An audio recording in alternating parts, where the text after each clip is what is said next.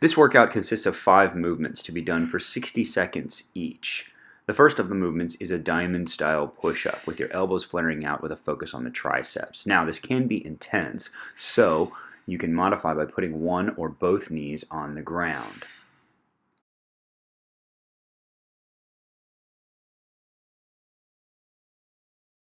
The second of these movements is a downward-facing dog with a reach and a corkscrew twist. Making sure that the shoulders are set back in the sockets, you're going to push back to a downward facing dog, reach across the body to the opposite toe, then bring the opposite knee up to the opposite elbow. It's very important that you try to make contact with the elbow and the knee, pushing fully forward into your downward dog, creating as much space in the shoulder that you're using to base yourself.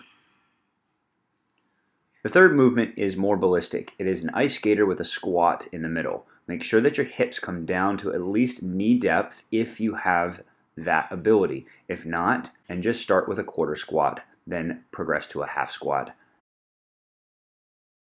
The fourth movement is a side plank. I like to start these from the ground to give myself more base of support. My palm is flat and my forearm is perpendicular with my spine. And for further modification, I'm adding a hip dip and to reach up towards the sky with my arm. This will increase the requirement for balance. Another modification is to do this from your palm. It can be a little intense on the wrist, and the path that your hips have to travel is a much greater one. The base of support is much smaller here also, which increases the requirement for balance.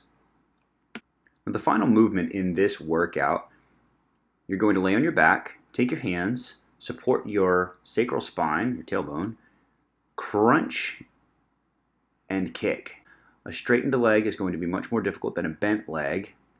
Try alternating between the two, ensuring that your back doesn't take up the force of this movement. You're going to progress through this workout as quickly as possible with minimal rest in between your working sets. Try one round. It should take you a little bit longer than 5 minutes.